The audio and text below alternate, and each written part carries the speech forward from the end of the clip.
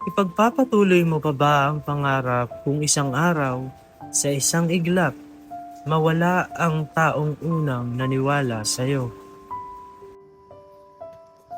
Sobrang hirap po kasi walang papa. Siya po yung nagsasabi sa akin ng pangarap ko kung anong tutuparin ko. Sa kanyang pagkabata ay magkasama nilang pinangarap ng kanyang ama na balang araw ay makapagtapos siya ng kolehiyo. Ngunit isang trahedya ang tuluyang bumago sa takbo ng kanilang buhay. Sa loob mismo ng kanilang tahanan, walang awang pinaslang ang kanyang ama. Nasa kwarto kami parehas ng tatay nito. Sinaksak niya sa loob ng kwarto.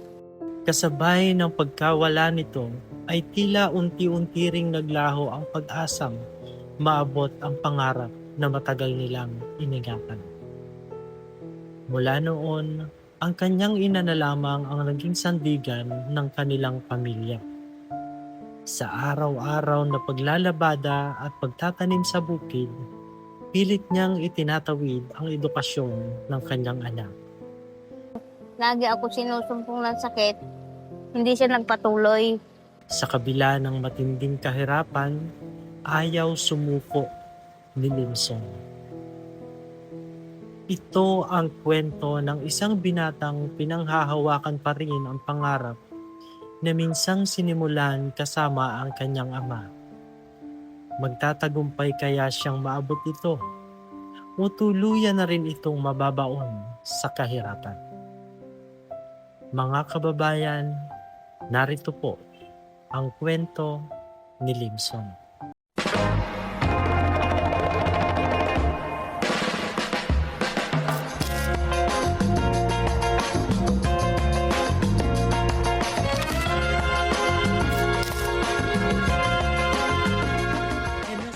Magandang araw po sa inyo lahat mga kababayan. Ngayong araw na ito po, nandito tayo sa Sitio Pandalagan. Ito po ay bahagi ng Barangay San Agustin at ito ay sakop pa rin ng bayan ng Sablayan.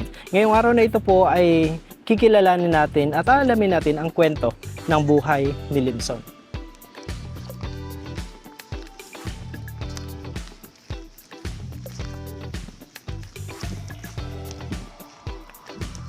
Ayo, ay hindi pala. Hoy! Wala sila ako. Pupunta tayo sa ilog ngayon. Ano nga, yapang? Yapang ba to? Po. Yapang? Po, hatibag po. Ah, Tibag. Sitio Tibag. Pala to. Pupuntahan natin si nanay. Ayan, yan oo. Naku, ang layo ng inabot mo. Nangangawil pala si nanay dyan. Ayan, magandang araw po. May huli na po kayo? Ayan. Hipon. Hipon po yan oh. Ayan. Ayan, yan pa lang ang huli ni nanay. Gaano katagal na po kayong nangingisda? Diyan? Kanina lang ba? May isang oras na po kayo nakaupo dyan? Ah, wala pa. Ah. Gusto po namin alamin kasi yung kwento ng buhay ni Limson. Ah, Ah, Ito lang mga kwan kasi. Matagal na kasi siyang naulila sa tatay. Ano po yung naging sitwasyon ninyo nanay nung namatay yung kanyang Yung tatay niya, sa sobrang bait. Mhm. Yung bagang lahat ng, mayroon siyang naging kaibigan na pinakain mo na lahat sa palad mo. Pinagat ka pa niyan. ah, oh. Kaya yun nagpahamak. Sa mismo kaming bahay, doon sa mismo namin bahay, doon siya pinatay. Doon po siya pinatay. Oo. Sino po ang pumatay sa kanya? Yung kasi may tumuloy sa amin ay, may tumuloy sa amin na babae na nagmamakaawa. Ate, sabi niya, pwede makituloy sa bahay niyo kasi magapaluwas ako. Yung pala yung babae na yun, nakikikabit. Ngayon yung kabit niya, adik, linasing niya ng linasing yung tatay nito Aha. bago ganun pinagtripan niya ng ano. Nasa kwarto kami parehas ng tatay nito. Sinaksak niya sa loob ng kwarto. Buti ito nakatalon sa bintana namin. Ako dito may sugat ako sa ganito. Oo. Yung tatay niya dito sinaksak ay. Yung sumaksak po ay yung lalaking kabit noong nakituloy sa Oo, inyo. yun na. Ah, paano po ang nangyari noon? Nakatakas po ba o Nung nakulong? nakatakas siya, tagal nang hindi nahuli. Mhm. Din nung yung mga pamangkin ko na mahilig sa nagabaril-baril sa hunting-hunting baga sa mga ibon, Mm. nakita niya sa bundok. Tinuro siya. Tapos nung na ano na nahuli, eh di lagi siya binubugbog doon sa ano sa kulungan. Mhm. Sabi niya bayaran niya na lang daw bayad ng buhay ng tatay nito. Mm. Eh ang gustong ibayad 30 mil lang. Mm. Ano yan sabi niya magpag-aral pa ng nanay ko ngayon yung anak niya na yan na nag-aaral, yan ang Mhm. sabi. Ay wala din daw siya magawa at wala naman daw siyang trabaho. Kaya sa akin naman, ang pakiusap sa akin ng mga konsyal sa bayan, ay dito sa barangay, tanggapin mo na, Mare, para lang makakuan ka ng anak mo. Mm. Kasi nag-aaral siya, sabi. Di tinanggap ko yun. Mm. Ngayon, ang anong ginawa ko doon sa binayad sa buhay ng tatay niya, binili ko ng kalabaw. Ngayon, nakapag-ano ako ng kalabaw, di siyempre lahat sila magkakapatid. Nung unang anak ng kalabaw ko, binigay ko sa isang anak ko. Pangalawa do sa isa. Pangatlo, kasi yung tatay nito may una sa anak sa iba. Mhm. Kaya yung siyempre baka para lang naman hindi nila sabihin na sinasarili ko yung buhay ng tatay nila. Aha. Binigay ko sa yung isa, yung pangatlong anak. Mhm. Ngayon, buhay pa yung nanay, kako. Kahit man lang sana kako, habang buhay ang kalabaw na yan, mabigyan ko kayo ng pare-parehas. Aha. Ay, nagkataon naman namatay. Ah. Ngayon, kaya nga kako sa kanya, yung baka na naging kaparte ko dyan sa pastuhan, Mhm. yun na lang natitira sa kanya. Yun po yung inyong gagamitin para makapag-aral itong si Limson Oo, yun ng na sana. tuloy-tuloy. Oo. Pero yun po ba ay magiging sapat ba para Yun na nga sa eh. ilang taon na Kaya pag-aaral? magkano lang ang presyo ng baka Baka. sa ganyan na pag-aaral niya. Mhm. Kaya nga sabi ko, nananalangin ako sana may magatulong sa anak ko Mhm. para makapag-aral, Mhm. makapagtapos. Yun lang hinihiling ko sa Diyos kada umaga, gabi, yun ang panalangin ko. Nadurog ang puso ko sa mga salita ni nanay. Si Limson naman po ay kumusta naman sa pag-aaral? Si Limson naman ay, yan hindi naman siya nagapalya si Mura nung nagpasok siya. Ilan silang magkakaklase galing dito. Kinumusta ko sa GC nila. Siya pa lang ang isa pa lang siya kung sa GC na siya ay nakapag-umpisa na. Mhm. Kaya salamat po sa Diyos, sabi ko gano'n. Kaya sabi ko ay, kaya ako minsan ganyan para akong napapatulala. Mhm.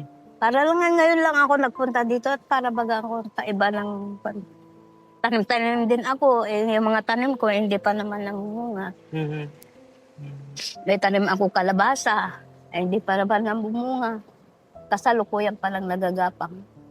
Kumbaga talagang yung mga pananim, yung inyong Kahit man lang sana baka, pang-suporta ko yun sa ang kanya. ano nyo na para ipansuporta sa kanya.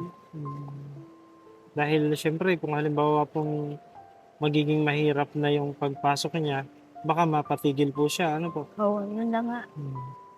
Kaya yun lang ang inaano ko ay, yung nga sabi ko, sana dire-diretso siya. May taong makatulong sa amin para makatapos.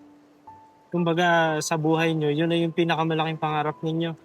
Yung Para makapagtapos makapagtapos man lang siya ng pag-aaral. Mhm. Pag ako namatay, meron siyang makapag-aral siya meron siyang pwede siya magtrabaho sa mga na trabaho, matino na trabaho, hindi ganyan lang sa nakikipag-arawan lang.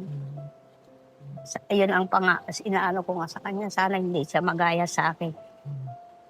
Kung hindi ako nagkakayo din siya makapag-ano. Ano po yung gusto niya sabihin kay Limson? Si Limson, sabi ko nga sa anak ko mag-ano siya, magsikap siya. Kung mayroong mag-ano sa kanya ng trabaho doon na hindi naman mabigat na hindi maapektuhan ang pag-aaral niya, tanggapin niya. Kumbaga part-time Oo. na working student. Hmm. Dahil ganito na nga ako, mahina na ako, hindi kagaya ng kalakasan ko na kahit kung ako, andyan ako nagauling. Mano-mano, bulok, basta sabi ko, basta may bulok ako, makakapaghanap buhay ako. Kahit nung may sakit tatay niya, yan, nagauling ako. Hindi makapaghanap tatay niya, nagauling ako. So talagang kayo na yung tumayong ama at ina sa mga anak po ninyo, ano? Nung nung namatay ang tatay niya, grade 3 niya pa lang. Kaya yun na lang ang kuwang ko. Sabi ng mga anak ko, nanay, matanda ka na. Ayaw ko pa ako magpaampon sa inyo, mabuti kung kayo may kaya. Sabi ko, habang kaya ko pa, bago na lang ako maglalapit sa inyo pag hindi ko na kaya. Iyan na nga, nung nandun ako sa bukid, umuwi ka na dito, nanay. Ay malalim ang ilog, hindi sila makatawid. Iikot pa sila sa tulay na ganyan. Baka mamaya pagdating namin, patay ka na. Sabi niya, kaya umuwi ka na dito sa baryo. Sabi niya ganun. Ay umuwi na ako.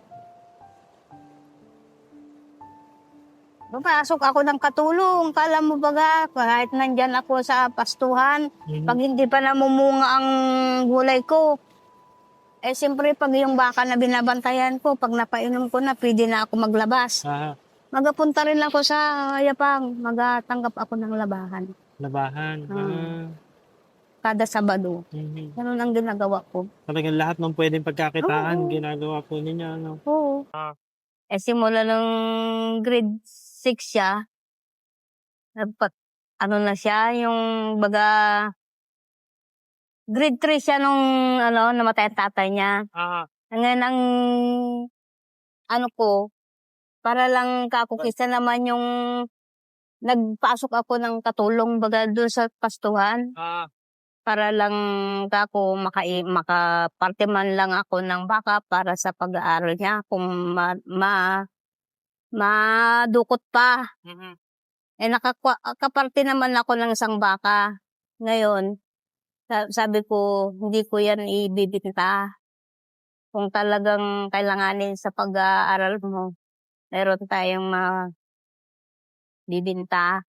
Ngayon, nakapasok siya.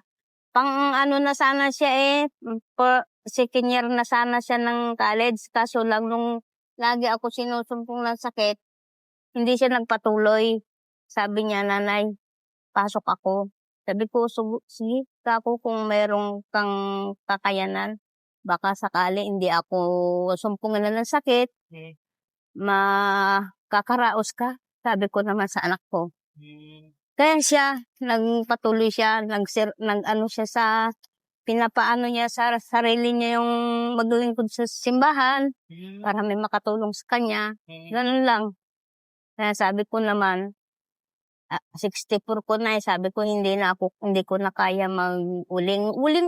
Nag-uling-uling lang ako, pang support ako sa kanya. Ngayon, marami na ako nararamdaman. Sabi ng isang anak ko, nanay, mag-uwi ka na dito sa bukid, baka mamaya maabutan ka namin, patay ka na. Yan ang sabi sa akin. Kaya nandito na ako sa anak ko na panganay. Ang anak kong panganay, wala din trabaho na, permanente. Kaya sabi kong gano'n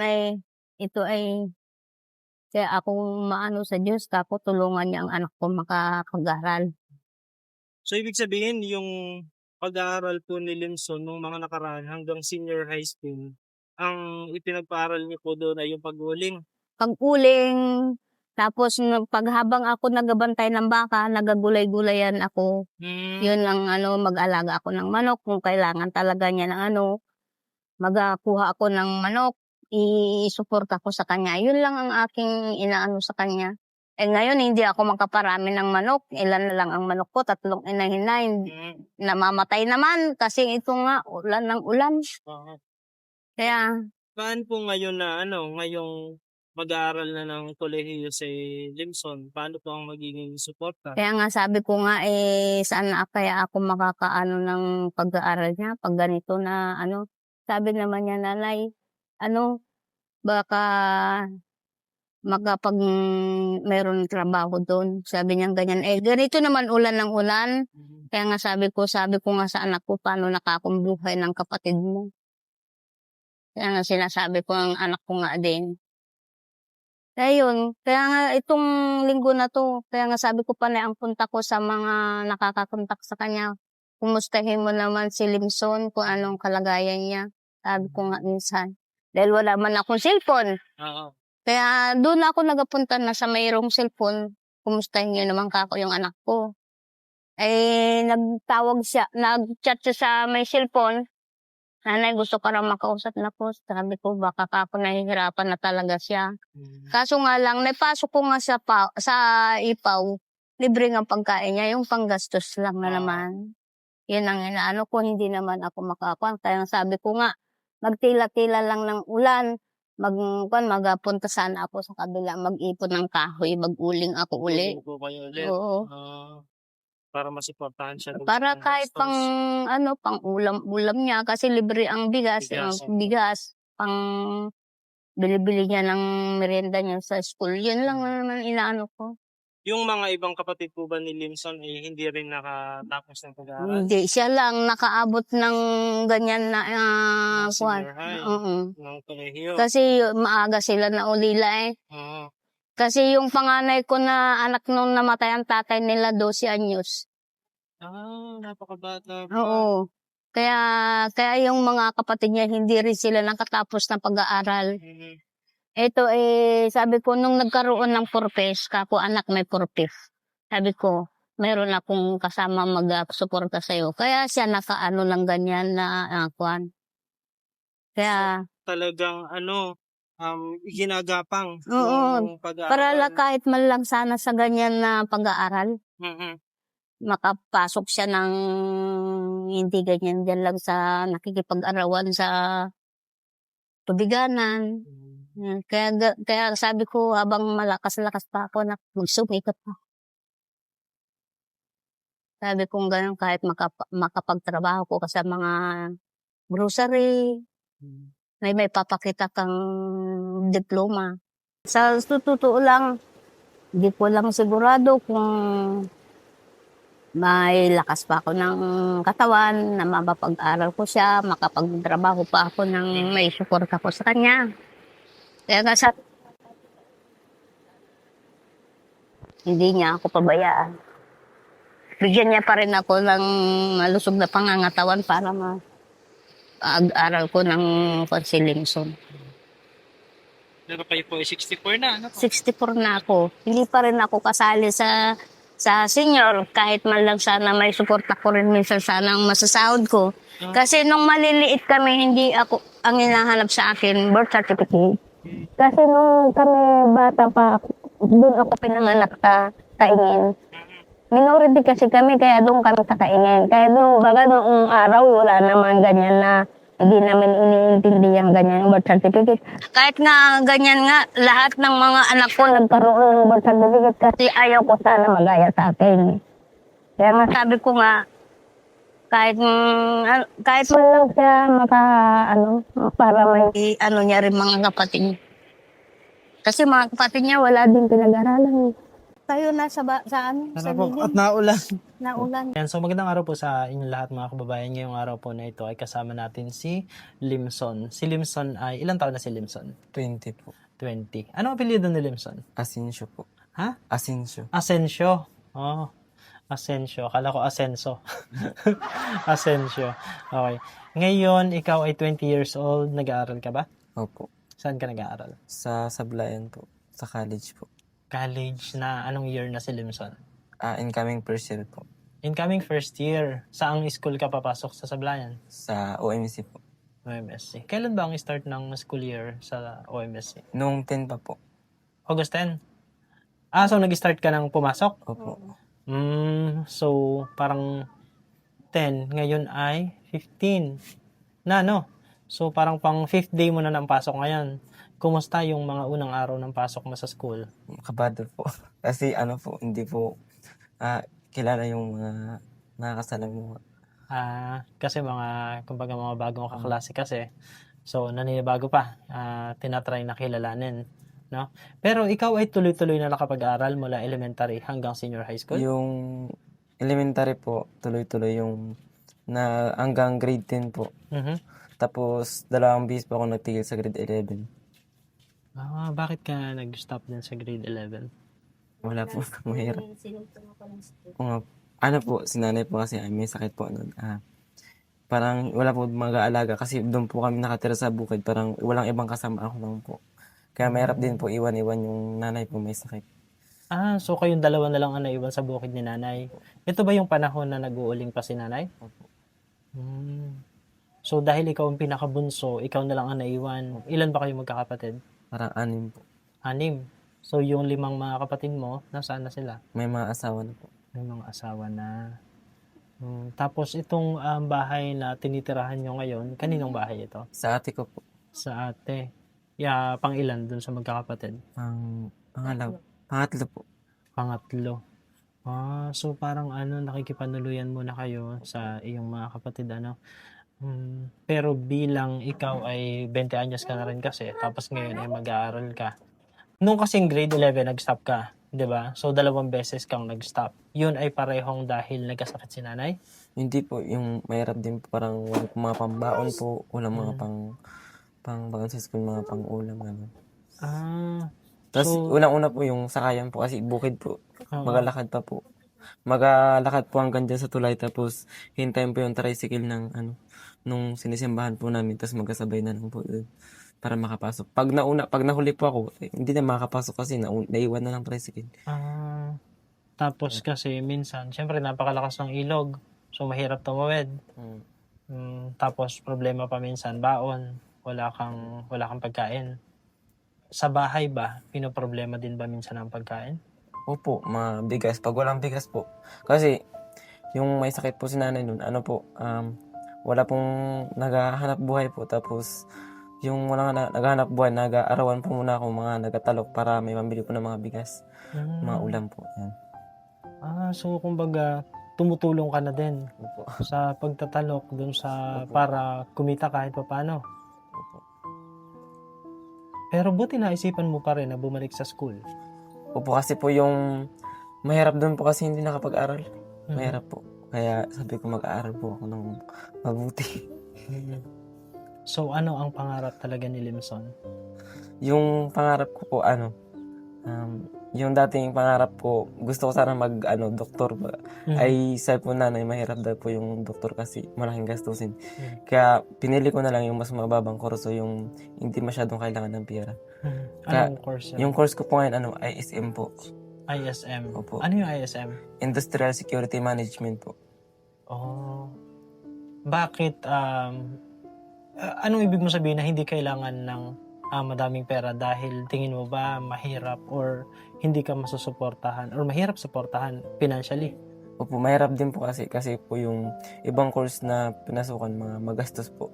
Siyempre, para hindi po mahirapan yung nanay kasi nga po nag-iisa na lang din po yung nagpapaaral. Kaya pinili ko po yung course po na maliit lang yung mga babayaran. Yung hindi po masyadong magastos para hindi masyadong mahirapan.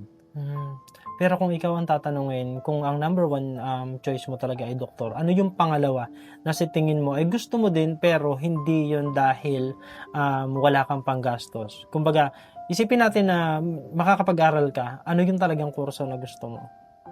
Bukod sa pagdodoktor. Yun lang po.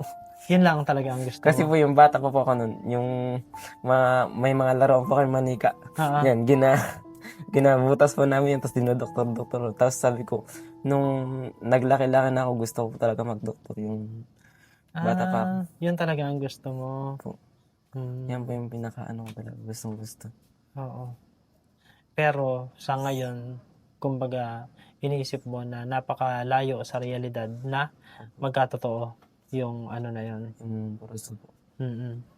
So, pag ngayong unang linggo ng pagpasok mo dun sa college, sa OMSC, ano yung mga tingin mo ay baka maging pagsubok o yung mga challenges sa'yo? Marami po. Kasi unang-una po yung gastusin, tapos yung pakikisama ko sa mga tao, yung mga activities kung kakayanin. Kasi minsan po may ibang mga tao na nahihirapan sa mga activities, mga gawain, lalo sa financial, sa scholarship, mga pangkailangan ng scholarship. Nahihirapan po kasi mga walang panggastos. Oo. Nagatigil na lang po. Kaya sana po ay kayanin ko po hanggang makapagtapos po. So sa ngayon, ang talagang nakikita mo na magiging pagsubok sa'yo in terms of ay pinansyal Opo, talagang. tiis lang po. Dito sa isang linggo na pag-i-stay mo doon sa dormitory, 'di ba ang libre diyan ay bigas. Pero hindi kasama doon ang inyong pang-ulam. Opo. Ano yung mga inulam mo nitong nakaraang araw sa dormitory? Yung nakaraan po, asin po yung inuulan na may asin naman po doon. Kaya ang allowance ko po ay parang 200 lang po. Tinitipid lang po yung allowance kasi kailangan po panggasto sa school. Kaya minsan yung inuulam po namin doon asin lang po. Asin lang. Madami naman po. Marami kayong ganoon. Puro asin po. Hirap tipid po maggastos kasi nga po kailangan tipid sa pera. Oo. Kaya asin na lang po yung ulam po namin. Pero yung pag-ulam ba ng asin, yan ba ay isang bagay na ginagawa nyo din kahit nung mga bata pa kaya? Opo. Lalo na nung elementary po kami, asin lagi po yung ulam namin. Pagka hindi asin, ano yung ibang inuulam ninyo? Soy mantika po. Soy mantika. Yun yung pinagsama pong toyo saka mantika, no? Para ka nang nag-adobo. Diba? Pero nakakatuwa kasi kahit pinagdaanan mo yung mga ganong pagsubok no nung ikaw ay bata pang nag-aaral, ginusto mo pa rin na tapos ng kolehiyo. Nalaman ko kasi kay nanay na si tatay pala ay maagang nawala. Natatandaan mo pa yung araw ng pagkawala ni tatay? Opo. Anong nangyari? Yung araw po na yun, yung nga po, yung sabi nanay, may nakitira po sa aming babae, tapos parang sira yung utak. Kasi nga po, po siya, parang nag-a-addict. Tapos yung parang yung utak niya po sinaksak na po siya tatay. Tapos pinasok niya pa sa loob ng bahay. Sa loob po ng kwarto, pinasok siya. Tapos sinaksak na lang po bigla si tatay dito. Tapos parang nagsigawan na po, nag-panic na po kami. Tapos sa sobrang kaba ko po, nagtalon na po ako sa bintana para po makaligtas. So dun sa pagtalon mo sa bintana, anong nangyari pagkatapos? Doon lang po ako sa may gilid po ng dingding namin. Ganun lang po kasi natakot na po ako nun. Tapos simula po nun, yung bahay namin, parang inalisan na po namin. Tapos gusto pa po magtira ng nanay ko dun, kaso po yung may phobia na po, parang natakot na po ako pag doon pa lang po kami sa labas, nag-aiyak na po kami, bata pa ako. Ayaw ko na po magpasok sa loob ng bahay kasi po naalala ko po yung nangyari po. Na-trauma. Opo. Parang nagapasok po sa loob ng bahay po, parang nag-aiyak na po ako, parang nagaluha na po talaga. Sobrang close ka kay tatay? Opo. Parang parang mahal na mahal ko yung papa. Kasi mabait po yung papa. Ano yung mga bagay na nagbago pagkatapos na mawala si papa mo? Si tatay mo? Yung mahirap po kasi pagdating sa yung nagpasok kami sa school, mayroon kasi mga activity na yung Father's Day, yung ibang mga estudyante, parang nandiyan yung papa nila tapos yung akin wala. Mahirap kasi walang papa. So pagka dumarating yung ganung pagkakataon, ano yung ginagawa mo? Minsan po hindi na po ako nagpapasok kasi po nahihiya ako. Or minsan nagalayo na lang po ako doon po sa mga pahingahan po, sa mga kubo. Hindi na po ako halubilo po sa kanila kasi nakakaya po pag walang papa. Nung bata ka ba, nakakakwentuhan mo ba si papa tungkol dun sa pangarap mo paglaki mo? Opo. Siya po yung nagsasabi sa akin ng pangarap ko kung ano yung tutuparin ko kasi siya po yung tatay, yung parang barkada po, kakausap lagi. Kasama kahit saan magpunta. Mga sinasampo sa mga kaingin po, nagabukid. Sa tingin mo ba, iba sana yung sitwasyon nyo ngayon kung buhay pa si papa? Kung Iba. hindi nawala si papa? Iba po. Ba ngayon po na po ako, mga Maga third year college na po ako ngayon. Wala po sanang tigil-tigil. Nag-aaral pa rin po. Mga 1 taon na lang po sana tapos na. Dahil po doon, nakapagtigil-tigil. So sinabi ni Papa mo sa'yo na kumbaga mag-aral kang mabuti, magtapos ka. Opo. Ganun. Parang yun na lang yun po yung iniwan niya sa akin, yung pangarap. Siya yung gumawa ng pangarap tapos ako yung magkatupad. Siya yung sabi niya, mag-doktor ka. Tapos yung wala na si tatay, habang yung iniwan niyang pangarap, tutuparin ko sana. Kaso hindi kaya kasi kasi nga po, yung mahirap nga po. Mahirap. Um, Kung ganyan na sabi mo nga mahirap, natuparin yung pangarap na yun. Halimbawa nandito si Papa mo, ano yung gusto mo sabihin sa kanya? sabihin ko, Tay, graduate na sa senior high yung anak mo, malapit nang matupad yung pangarap, kunti na lang. Yun na lang po. Konting-konti na lang matupad na yung pangarap. Tingin mo ba doon sa achievement mo ngayon, kumbaga ikaw ay nakagraduate na ng senior high, tingin mo ba ay proud na si Papa? Proud na proud po. Sobra. Nung gumraduate ka ng senior high, naisip mo ba na sana nandito si tatay ko? Opo. Number 1 po yung pag-akyat sa stage. Mahirap po kasi yung minsan si nanay wala pag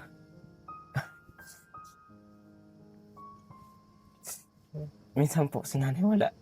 Tapos ate ko na lang po yung nag-aakyat sa stage.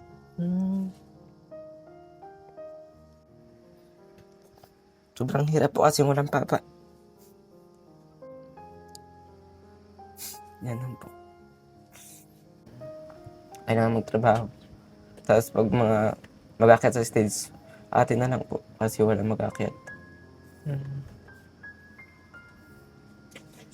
Nung nag-aaral ka ba ng like may honor ka ba pagka yung graduation or moving up ceremony? Ano po, May honor, ganun? hindi naman, Kamusta ang grades mo nung ikaw ayan? hindi naman po masyadong mataas pero nagsisikap pa rin po kahit hindi sobrang talino. Kailangan po talaga makapagtapos.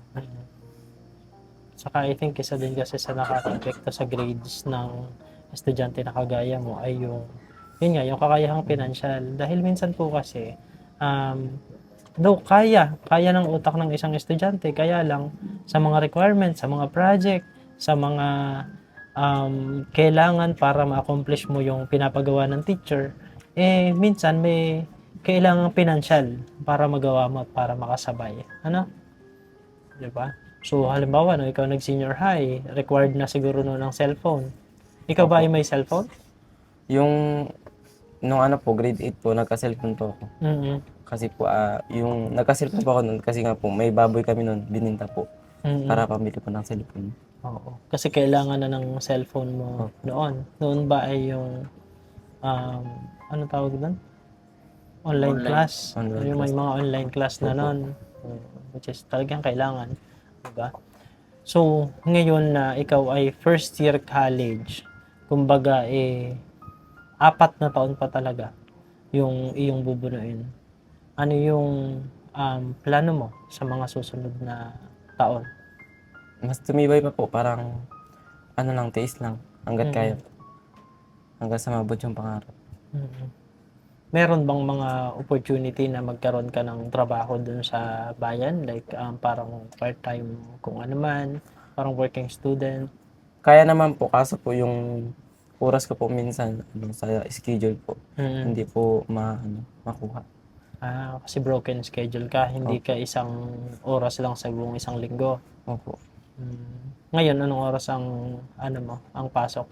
Mamaya po 1:00 po ang pasok ko. Sa ibang araw? Sa bukas po wala kasi po Sabado. Tapos pag linggo naman po, ROTC po namin yun. Simula po alas 8 po hanggang alas 5 ng hapon yung ROTC po namin. Maghapon po. So kapag Sabado bukas wala kang pasok, ano yung gagawin mo bukas? Mag-auwi po dito sa bahay. Dito po magatulong kay nanay. Tutulong kay nanay. Para kahit papaano sa pag ano, yung mga pananim, Opo, maggamas-gamas po. magamas. Kasi yun yung, well, yun din naman yung ginagawa mo kahit dati pa, no? Opo. Parati ka naman tumutulong sa kay nanay. Ano yung gusto mo sabihin kay nanay? Maraming salamat po sa sa pagtitiis, sa suporta, sa mga na hindi sumusuko sa pagpapaaral sa akin. So, nitong nakaraang linggo, ang iyong baon ay 200 pesos. 200 pesos po. Napagkasya mo yung 200 pesos? Opo, may natira pa ako 50. Magkano natira? 50 po. 50. Grabe. So, 150 napagkasya niyo yun sa 5 araw. Sa linggo. May 50 pa po natira. May 50 pang natira. Oh, pero yun nga lang po, kumbaga, kailangan din na magtiis dun sa, yun, pag-uulam ng asin, pag-uulam ng toyo. Pero, kumbaga yun naman, pagdadaanan, ano? Pero hindi ibig sabihin noon na hindi darating yung panahon na malalagpasan yun. 'Di ba? Basta magsisikap sa pag-aaral, ano? So, kung halimbawa na merong isang tao na kumbaga ay gusto kang suportahan sa iyong pag-aaral, ano naman yung kaya mong ipangako sa kanya kung merong Masisipagan ko po mag-aral pag ganun po kasi may nagsusuporta na po. Parang mas lalo kong matupad yung pangarap ko ng hindi kailangan ng isipin, lalo na sa financial. kasi yun talaga yung pinakamalaking Mas balakid, no? Mas gagalingan pa po lalo. Mas gagalingan mo palalo. Ayan po mga kababayan. So, yan po si Limson. Si Limson ay isa sa mga IP student ng OMSC. Anong tribo kayo? Alangan po. Alangan. Ayan, tribong Alangan din po si Limson. Kagaya din ni Defree dito sa... Marami po kasi dito sa Sablayan parte ng tribong Alangan. Yun ang majority, no? Ng mga nandito. Tapos yung iba is Taubuid. Sa baba. Sa baba. Part ng pababa, mga alangan. Mga Alangan. Tapos yung ibang mga kasama ninyo sa dorm, mga anong tribo Mga naman taubuhid po. sila? Taubuhid, no? Oo. So yun. Meron po kasing 8 tribo ng mga IPs dito sa Mindoro. So yung Alangan, yung marami din ang Alangan no? Batangan na. Ano noong muro-muro. Oo. Yes. So siya po ay isa doon sa mga tribo ng Alangan. Ayan yung kausap din po natin kanina, no? Si Nanay. Nanay po ni Limson na kanina ay nangingisda. Dahil yun ay pang-ulam nila. Pang-ulam po ninyo, Nanay. No? Ayan, pang-ulam po nila yun ngayong araw na ito. Pero yun nga, hindi naman, kumbaga, kung maraming mahuli, edi may ulam. Kung wala, baka mag-aasin na lang din. Asin, toyo, kung kamote. Ganun. Kumakain din kayo ng minsan? Ng bunga kahoy or saging pag walang Opo, saging. Nilalaga po. nilalaga. Saging, gabi. Gabi. Oo. So, yan pa rin. Pagka yung walang bigas, no? Pagka walang pambili ng bigas. Oo, nami. Ayan. Ayan. Kain ng mga alangan. Nami. Yun. Actually, hindi pa ako nakatikim ng nami. Hindi ko nga alam kung ano itsura nun eh. Sa totoo Parang lang. ubi din. Pero Parang ubi din. Maraming proseso. Maraming proseso yun. Kasi nakakahilo. Oo. Kasi pag hindi daw tama ang doon, nakakalasa, no? Yung paggawa doon. Okay. So, dito sa mga susunod na linggo mo ng pag-aaral, wala ka pang pang gastos. Wala pa po. Maghahintay pa po ng allowance kung may makitang pera. Sige. Pero dahil nandito kami, Sagot na. Iserto. so bibigyan ka namin ng konting pang-allowance sa siguro yung mga ilang linggo na iyong pag-aaral. Pero yun nga, we're hoping na sana ay meron sa mga kababayan natin na may pagnanais na matulungan din itong si Limson sa kanyang pag-aaral. So yung 200 pesos na allowance mo na itong nakaraan, sino nagbigay sa iyo? Si nanay po. Si nanay.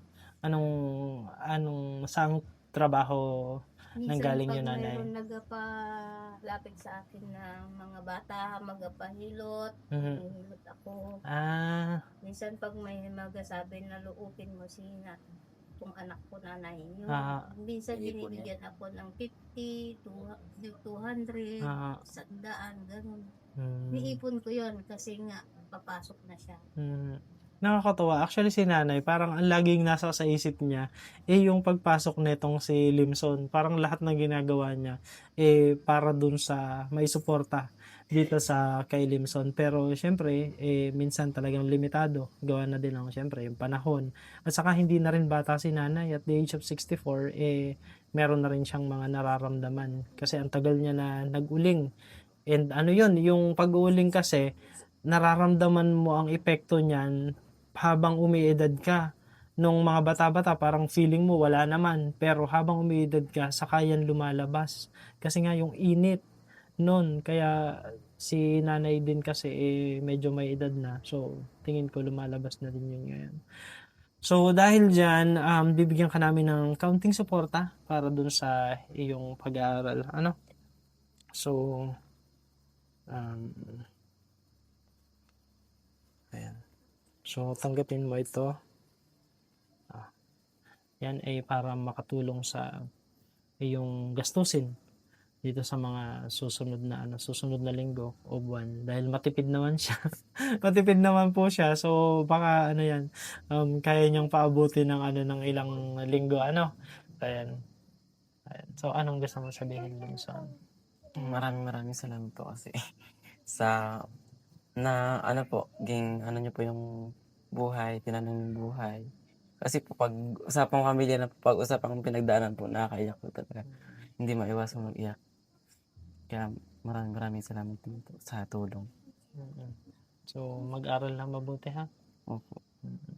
At yung mga pangarap na yan, yung mga pangarap na kasama mong binuo sa kay Papa, who knows, di ba? Kung hindi man maging doktor, basta makapagtapos ng pag-aaral, magkaroon ng mas magandang buhay sa mga susunod na panahon. Ano? Kapag ka ikaw ba ay nakapagtapos na, kukupkupin mo si mama. Opo. Magpapagawa ng sariling bahay po. Magpapagawa ng sariling bahay. Yes. Para magkasama kayo doon ni mama, no? Para masuklian din po yung mga paghihirap po. Kasi ang dami na naging hirap ni mama para sa pagpapalaki at pagpapaaral sa inyo magkakapatid, no? Ayan po mga kababayan. So, isang makabulahang kwentuhan na naman po ang ating pinagsaluhan ngayong araw na ito. At yan ay kasama natin si Limson at ang kanyang nanay. Ano nga po pangalan ni nanay? Nanay Sally. Nanay Sally. Ang Ayan. tunay po pangalan ni Rosalina. Rosalina. Ayan. So, yan, kasama po natin, nakakwentuhan po natin ngayong araw si Limson at ang kanyang nanay, si Nanay Sally. Ayan. Kaya, muli po sa ating mga manonood, maraming salamat po sa inyong walang sawang pagtangkilik, panonood dito sa aming mga vlog, sa inyong panonood without skipping ads, pagko-comment, pagla-like, pag-share ng ating mga videos. Maraming salamat po. At kung nasa saang panig man po kayo ng mundo, magandang umaga, magandang tanghali, magandang gabi, magandang araw po sa inyong lahat. At kasama natin pa rin dito sa Mindoro ang ating dalawang ka-team na si Mastering Ring at si Ren Vlog. Silang dalawa po yung may hawak ng camera ngayong oras na to. Siyempre, i-follow at panoorin nyo po yung aming mga video dito sa Occidental Mindoro. And who knows, baka sa Oriental Mindoro makapunta rin tayo, 'di ba? Ayan. So maraming salamat po everyone and God bless. May you have a good rest of your day. Thank you. Bye-bye. Bye-bye, Limson. Bye-bye.